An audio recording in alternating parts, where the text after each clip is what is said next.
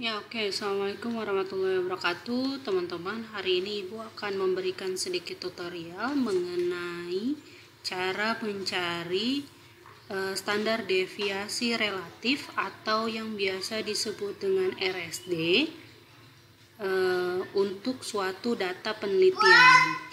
Jadi, misalnya kalau kita punya data ini, datanya Ibu ambil dari penentuan normalitas ya, volume titrasi untuk penentuan normalitas.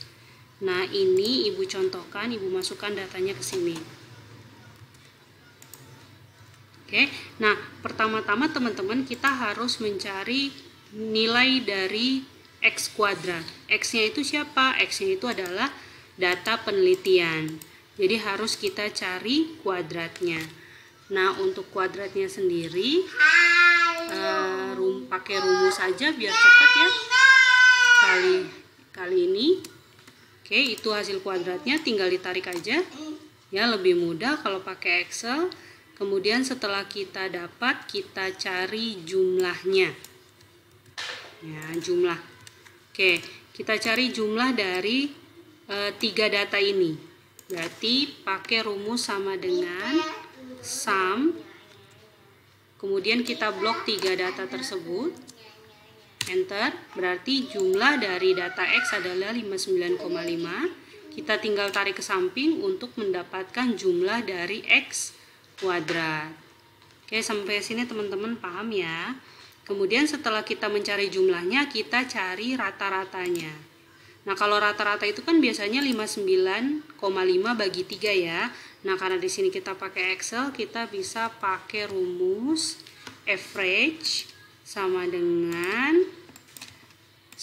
average, terus diblok. Ya, tutup kurung jangan lupa harus ada sama dengan dan tutup kurungnya ya.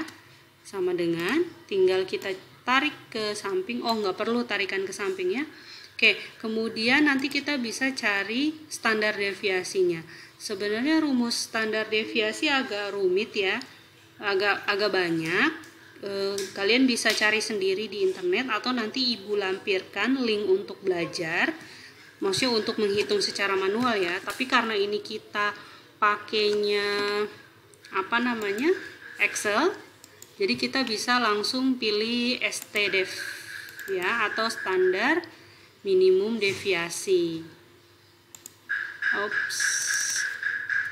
Bukan standar minimum, standar deviasi. Ya, bisa kita pilih nih standar deviasinya. Kemudian kita tentukan kolomnya. Kolom yang mau kita cari standar deviasi. Karena kita cuma punya 3 data, jadi kita blok ke 3 data tersebut. Kemudian oke. Nah, kita dapatkan hasil standar deviasinya. Kemudian untuk RSD sendiri, ini RSD adalah Relative Standard Deviation kalau dalam bahasa Inggris ya. Kalau di dalam bahasa Indonesia standar deviasi relatif. Nah, itu rumusnya hanya dengan membagi standar deviasi dibagi dengan rata-ratanya. Sehingga kita bisa dapatkan nilai relatif standar deviasi.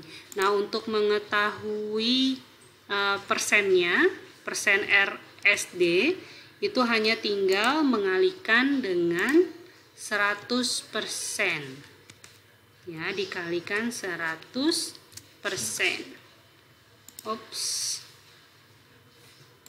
100-nya nggak usah ya. Nah, ya, berarti di dalam data ini itu persen relatif standar deviasinya adalah 1,2, di mana harusnya maksimal itu 2%. Nah, kalau maksimal 2%, kita ada di angka 1,2, berarti data yang kita perlukan termasuk data yang presisi. Nah, nanti silahkan teman-teman cari sendiri untuk nanti data yang ini ya, miligram sampel yang ini boleh. Kemudian untuk yang kadar juga bisa dicari presisinya. Ya, ini volume titrasi bisa dicari. Kemudian yang ini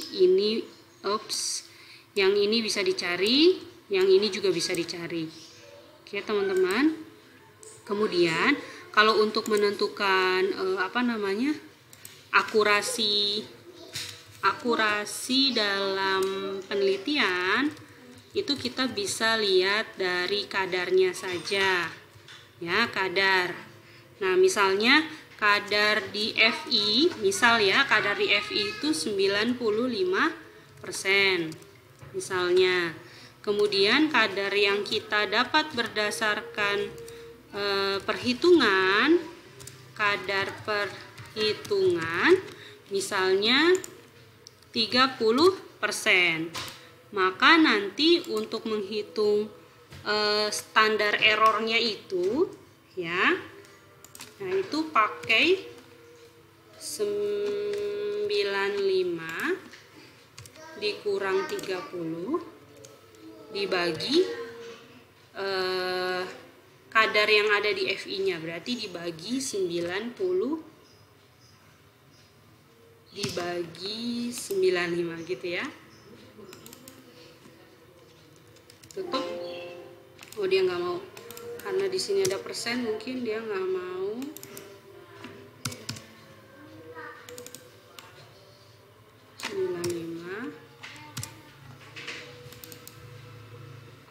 Gitu.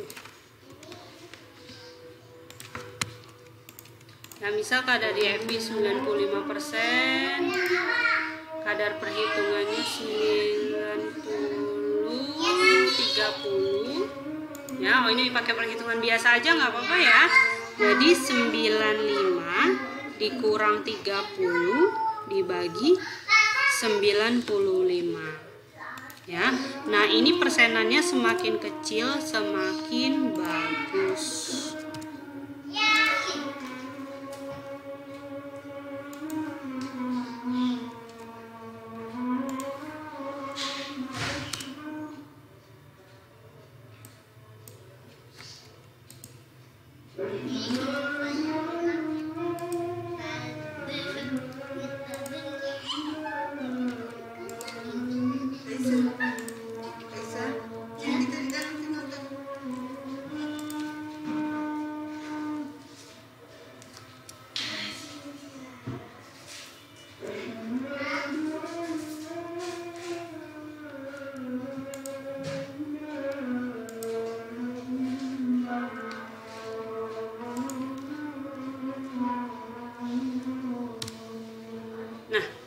Gitu ya teman-teman, berarti akurasi penelitiannya 68%. Semakin besar persenannya maka semakin tidak akurat.